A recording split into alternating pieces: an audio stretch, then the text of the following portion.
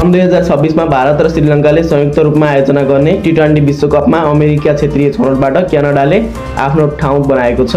क्यानाडाले आफ्नो छनौट प्रतियोगिताको 5 वटै खेल जितेर लगातार दोस्रो पल्ट विश्वकपमा आफ्नो स्थान सुरक्षित बनाएको छ।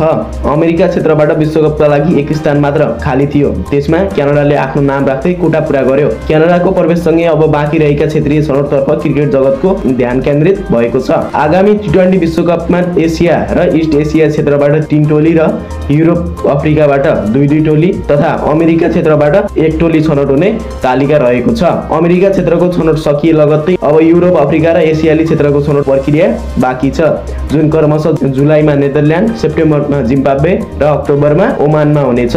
नेपालले प्रतिस्पर्धा गर्ने एसिया तथा इस्ट एसिया क्षेत्रबाट जम्मा 9 टोली सहभागी हुनेछन्। ती टोली हुन् Nepal, Oman, UAE, Japan, Papua New Guinea, Kuwait, Qatar, Malaysia र सामुआधारी।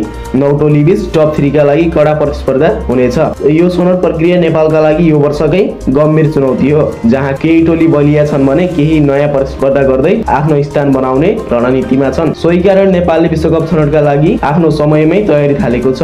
नेपाली टोलीले केही दिन अघि मात्र स्कटल्यान्डमा टी20 सिरिज खेल्यो। जुलाईमा अब नेपाल श्रीलङ्का भ्रमणमा जानेछ, जसले टोलीलाई आफ्नो आत्मविश्वास र चुनौतीपूर्ण परिस्थितिमा कसरी गाइड गर्ने भन्ने कुरामा मद्दत पुर्याउनेछ। त्यसपछि टोली अगस्तमा अस्ट्रेलिया जानेछ, जहाँ पाकिस्तान र बंगलादेशको ए टोली तथा बीबीएलमा सम्मिलित खेलाडीहरूसँग अभ्यास खेल खेल्नेछ, जहाँ ती अभ्यास खेलले नेपाली टोलीलाई थप प्रतिस्पर्धात्मक बनाउनेछ। सेप्टेम्बरमा नेपाली टोली युएईमा जानेछ, जहाँ नेपालले वेस्ट इन्डिजसँग 3 वटा टी20 सिरिज खेल्ने तालिका रहेको छ। वेस्ट इन्डिज जस्तो अनुभवी र आक्रामक टिमसँगको खेल नेपालका लागि चुनौतीपूर्ण मात्र नभई टी20 विश्वकपका लागि अन्तिम अभ्यास खेल हुनेछ। युएई भ्रमणपछि नेपाली टिम ओमानमा पुग्नेछ, जहाँ विश्वकप छनौट हुने निश्चित भइसकेको छ। 2026 को टी20 विश्वकपका लागि अहिलेसम्म 12 टोलीले सिधै स्थान पाइसकेका छन्। भारत र श्रीलङ्का आयोजकका रूपमा सहभागी हुनेछन् भने Afghanistan, Australia, Bangladesh, England, America र वेस्ट इन्डिज सन् 2024 को विश्वकप सुपर 8 मा स्थान बनाएर स्वतः छनौट भएका हुन्।